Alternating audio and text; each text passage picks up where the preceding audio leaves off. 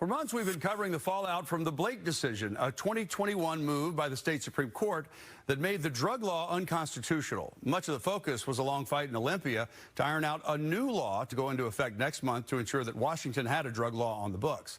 But there are other key issues. People were behind bars who shouldn't have been, not to mention there's been millions of dollars in fees and fines paid out by people convicted of drug crimes now considered unconstitutional. Tonight, Fox 13's Matthew Smith is outlining a first-of-its-kind program to issue thousands of refunds to those individuals. In a word, the Blake Refund Bureau will be unprecedented. We're talking about the state giving back millions of dollars to men and women for past convictions that a court later found to be unconstitutional. And here's the thing, this will also include people who've served or paid fines in the past for pot convictions. This is a way for people who already have paid into a system to now get their money back.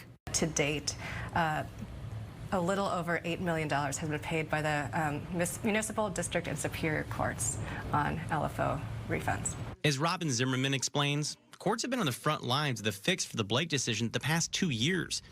But with an estimated 300,000 past convictions, the legislature, through a series of bills, created, then funded an all-new bureau meant to spearhead returning millions of dollars in cash to past convicts whose crimes never should have been on the books. Yes, we don't want people sitting in prison longer than they should be if they've got this unconstitutional conviction. Courts were busy outside of the money issue. After all, as Skagit County Superior Judge Laura Rakelmy explains, they've been hit with a barrage of cases where people were sitting behind bars.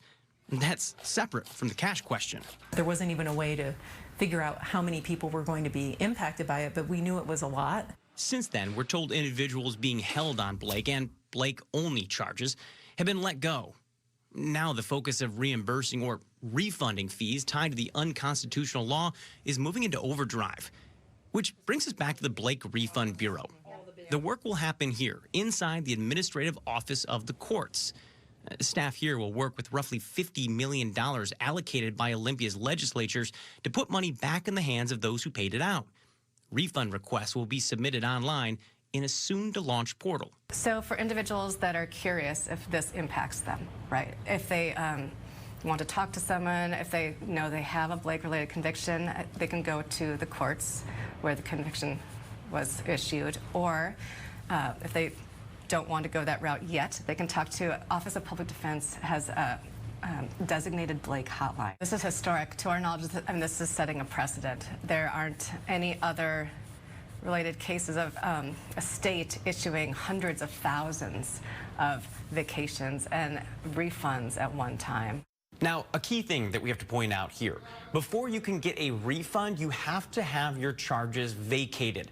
And there's going to be some confusion on whether or not these convictions have been vacated. So we've got a full web story over at fox13seattle.com.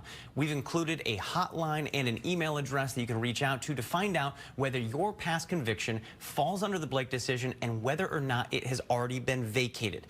You can start that process by looking up the information at fox13seattle.com. In the newsroom, Matthew Smith, Fox 13 News.